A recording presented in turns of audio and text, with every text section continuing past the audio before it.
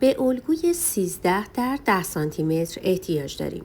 یک پارچه اصلی و یک پارچه آستر.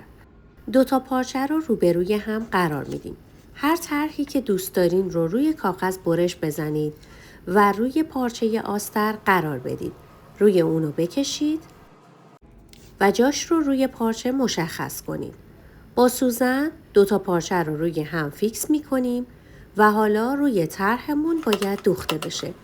از هر طرحی که دوست دارین هر جای پارچه میتونید استفاده کنید و این کار رو انجام بدید. بعد از دوخته شدن اضافه پارچه رو از دور تا دور حذف میکنیم و توی پارچه رو خالی میکنیم. دقت کنید که جای دوخت قرار بدین که بتونید به این صورت دور کار رو چرت بزنید. بعد از چرت زدن و خالی کردن دور کار برای برگردوندن راحت پارچه آستر رو به رو برمیگردونیم. هر قسمت رو جداگانه به پشت پارچه اصلی میبریم و با دست فرم میدیم. ترجیحاً بهتره بعد از اتمام کار روی پارچه رو اتو بزنید. از یک پارچه طرحدار استفاده کنید. پشت طرحتون قرار بدین و دور تا دور اونو سوزن بزنید. حالا لبه طرح رو میدوزیم. اینجوری میتونید خیلی راحت و خوشگل پارچه‌تون رو طرحدار کنید. بعد از دوخت دور تا دور پارچه اضافه پارچه آستر رو از دور کار خالی میکنیم. حالا به یک الگوی 11 در 8 سانتی متر احتیاج داریم که از یک سمت هلال فرم داده بشه. به همون اندازه احتیاج به لای نمدی داریم که لای نمدیمون باید از سمت براق پشت پارچه اصلیمون قرار بگیره.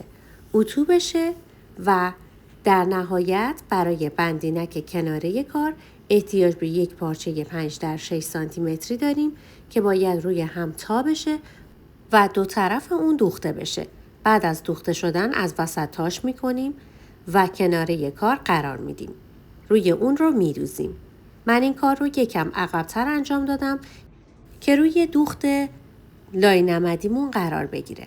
حالا احتیاج به یک پارچه اصلی دیگه، دو تا پارچه آستر و زیپ داریم. توی این مرحله زیپ رو روبروی پارچه اصلی قرار میدیم. یکی از پارچه های آستر رو پشتش میذاریم و روی زیپ رو میدوزیم. بعد از دوخته شدن پارچه رو باز میکنیم. زیپ رو به سمت پارچه اصلی تا میکنیم و روی اونو میدوزیم. توی این روش احتیاج نیست آستر پشت کار قرار بگیره و هیچ دوختی داشته باشه. همین کار رو برای سمت دیگه هم تکرار میکنیم. در ادامه زیپو کمی باز میکنیم. دو تا پارچه اصلی رو روبروی هم قرار میدیم و پارچه های آستر روی هم و دور تا دور پارچمون رو سوزن میزنیم. توی این مرحله برای فیکس کردن خیلی بهتره که اول از کناره زیپ شروع کنید که فرم زیپ روی لبه کار بهتر قرار بگیره. دور تا دور کار رو میدوزیم غیر از انتهای پارچه آستر.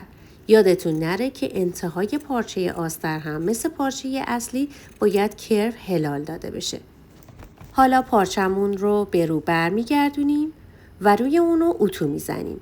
به همین راحتی یک جاکارتی خیلی جذاب داریم که هم میتونید به عنوان کیف پول، کیف کارت و یا کیف خرده ریزه ازش استفاده کنید. میتونید تو طرح‌ها و رنگ‌های مختلف این کار رو بدوزید. امیدوارم از این ویدیو لذت برده باشین. این ویدیو رو دوست داشتین؟ نظر فراموش نشه.